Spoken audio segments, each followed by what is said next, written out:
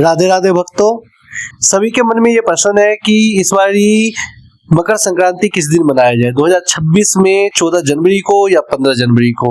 क्योंकि इस बार छठ तिला एकादशी जो है 23 साल बाद ऐसा दुर्लभ संयोग आया है कि मकर संक्रांति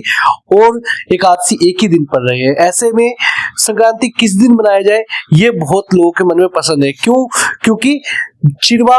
और चावल वर्जित माना जाता है एकादशी के दिन, और इस वजह से और दान वगैरह जो है, क्योंकि ये दोपहर में 3:13 पे स्टार्ट हो रहा है सूर्य मकर राशि में, तो इस वजह से मैं सजेस्ट करना चाहूंगा कि 15 जनवरी को आप लोग